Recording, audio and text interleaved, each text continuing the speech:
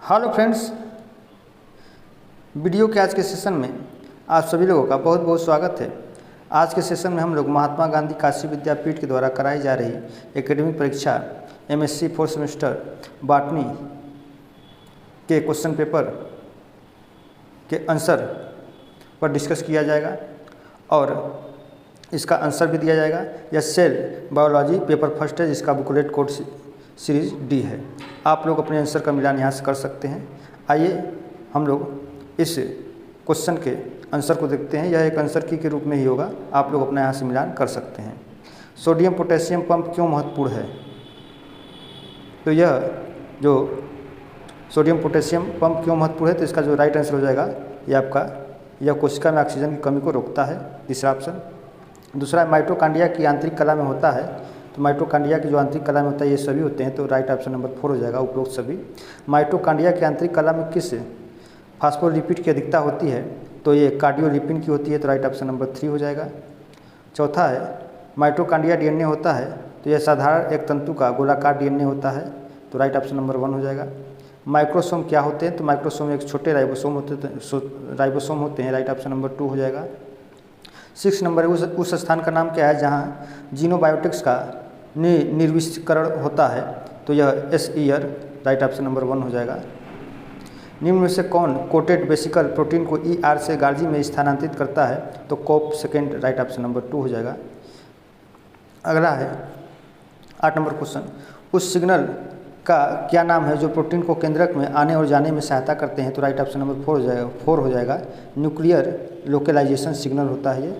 और 9 नंबर है, थाइरोक्वाइड में मेम्ब्रेन में फोटो सिस्टम होते हैं जो सूर्य की ऊर्जा को अवशोषित कर इलेक्ट्रॉन को उत्तेजित करते हैं, जो इलेक्ट्रॉन ट्रांसपोर्ट श्रृंखला में आगे बढ़ता है। इसका जो राइट ऑप्शन हो जाएगा ऑप्शन नंबर 3 हो जाएगा, 1 और 2 दोनों हो जाएगा।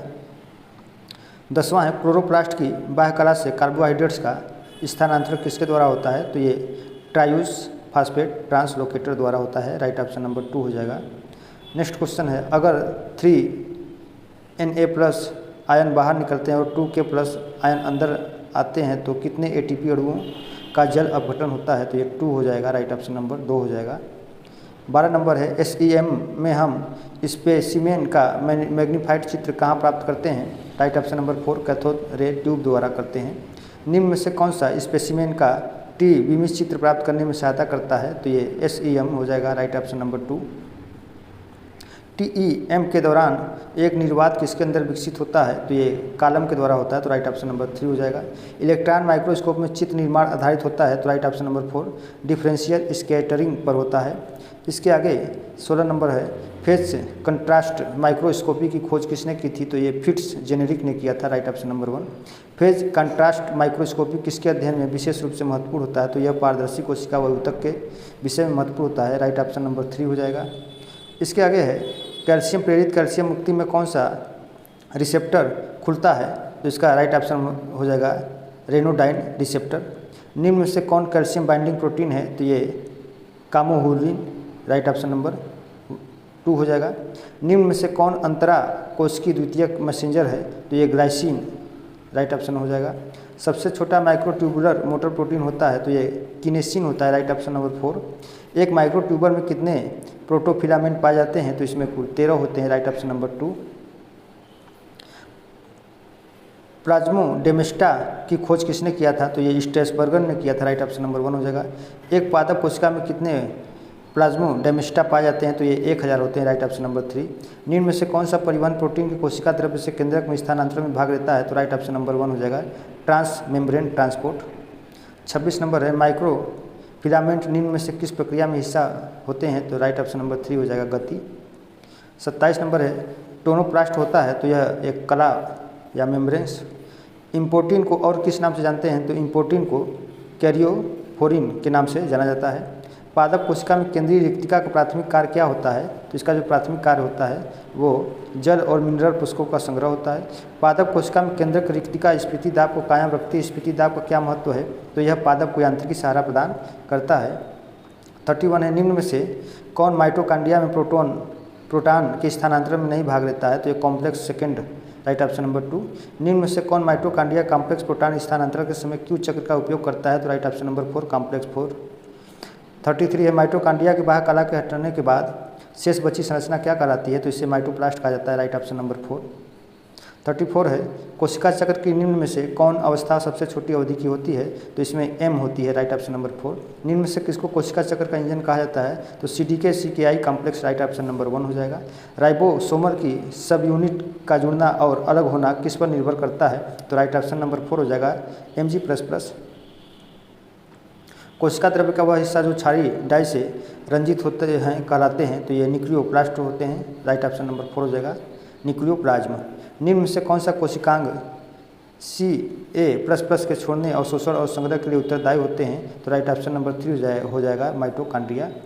और 39 है वसी अम्लों का कोशिका के अंदर और बाहर परिवहन किसके द्वारा होता है, तो ये फैसिलिटेड परिवहन, राइट ऑप्शन नंबर 2। ग्लूकोज का सक्रिय अवशोषण किसके द्वारा बाधित होता है, तो राइट ऑप्शन नंबर 2 हो जाएगा, फ्लोरिजीन।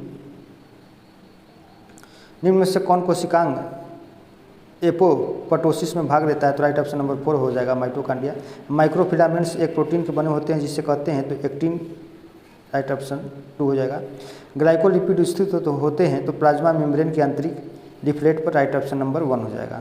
अब इसके आगे हम लोग देखते हैं 44 इंट्रीगल कला प्रोटीन के गुणों का अध्ययन किया जा सकता है, तो ये इन सभी के द्वारा किया जा सकता है, तो राइट ऑप्शन नंबर 4 हो जाएगा। कोशिका कला की तरलता बढ़ती है तो कोशिका कला में असंतुलित वसी अम्लों के बढ़ने से बढ़ती है, तो राइट ऑप्शन नंबर 1 हो जाएगा। अब इसके आगे हम लोग देखते हैं 46 कोशाभित्ता रहित कोशिका को कहा जाता है कोशिका भित्ति, तो इसको प्रोटोप्लास्ट कहा जाता है।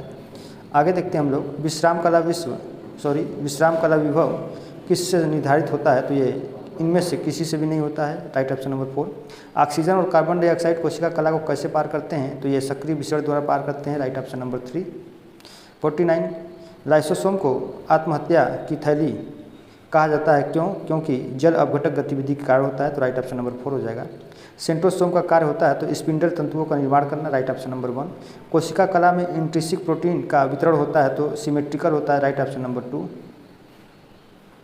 कोशिका कला में फास्फेटाइल सेरीन रेसिड्यू स्थित होता है तो यह आंतरिक व बाह्य लिफलेट पर समान रूप से वितरित होता है, राइट ऑप्शन नंबर 3 हो जाएगा। इसका देखिए इंग्लिश भी आपका राइट साइड में दिया हुआ है, आप लोग जो लोग इंग्लिश में देखना चाहेंगे तो यहाँ पर अपना इंग्लिश में भी देख लेंगे। किसके लिए कोशिका शब्द का प्रयोग नहीं किया जाता है, तो राइट ऑप्शन नंबर विषाणु के लिए नहीं किया जाता है। और 54 नंबर का क्वेश्चन है which of the following is used by cell to interest which other cells, तो right option number 2 cell junction. 55 है which of the following cell organelles is responsible for transporting modifying and packing of proteins and lipids, तो right option number 4 Golgi complex. आइए 56 देखते हैं, थोड़ा सा English पढ़ने में सहायक महसूस हो रहा है। निम्न में से किस प्रकार की कोशिकाओं में सर्कोप्लाज्मिक रेटिकुलम पाया जाता है, तो पेशी कोशिका में पाया जाता है। इसके बाद 57 किसे कोशिका विज्ञान का पिता कहा जाता है, जॉर्ज एमिल पैलेट को कहा जाता है, राइट ऑप्शन नंबर 2। आरएनए में निम्न में से किस कोशिकांग में पाया जाता है, तो इसका राइट आंसर हो जाएगा राइबोसोम। निम्न में से कौन पॉलीसेकेराइड यूकेरियाटिक पादप कोशिका भित्ति में नहीं पाई जाती है, तो काइटिन नहीं पाई जाती, राइट ऑप्शन नंबर 3 हो जाएगा। 60 नंबर है निम्न में से कौन कोशिका कला का अंग नहीं है, तो इसमें जो कोलेस्ट्रॉल है यह कोशिका कला का अंग नहीं है, तो राइट ऑप्शन नंबर 2 हो जाएगा। वह कौन सी प्रक्रिया है जिसके द्वारा बाह्य कोशिकीय संदेशों को अंतराकोशिकीय परिवर्तनों में अनुवादित किया जाता है, तो right option number 3 signal transduction हो जाएगा। अब इसके बाद हम लोग देखते हैं 62 प्रोटीन काइनेज और फास्फेटेज सिग्नलिंग प्रोटीन में किस प्रकार का परिवर्तन कर कार्य करते हैं, तो कन्फ्रेंशन में, राइट ऑप्शन नंबर 4 हो जाएगा। अनियंत्रित कोशिका विभाजन व कैंसर विकास को रोकने के लिए कौन सा चेक पॉइंट आवश्यक है, तो right option number 3 S check point. 64 कोशिका चक्र की कौन सी अवस्था ज़्यादातर कोशिकाओं में सबसे बड़ी होती है, एम अवस्था। इसके आगे है कोशिका चक्र में एस चेक पॉइंट का मुख्य कार्य क्या है, तो राइट ऑप्शन नंबर 3 कोशिका आकार को मॉनिटरिंग करना। 66 निम्न में से कौन चेक पॉइंट सुनिश्चित करता है कि डीएनए का द्विगुणन एस फेज में ठीक हो गया, तो right option number 3 G2 check point. कोशिका चक्र में कौन सा protein kinase G check point का मुख्य नियंत्रक है, तो साइक्लिन, राइट ऑप्शन नंबर 2 हो जाएगा, साइक्लिन ए। कोशिका चक्र चेक पॉइंट तंत्र में P53 का क्या कार्य है, तो यह कोशिका विभाजन को प्रमोट करता है, राइट ऑप्शन नंबर 2।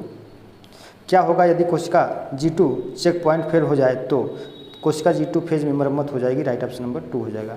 अर्धसूत्री विभाजन में 2 नॉन सिस्टर क्रोमेटिड के बीच क्रांशिक ओवर किस अवस्था में होती है, तो ये पैकेटिन की अवस्था में होती है। राइट ऑप्शन नंबर 2 हो जाएगा।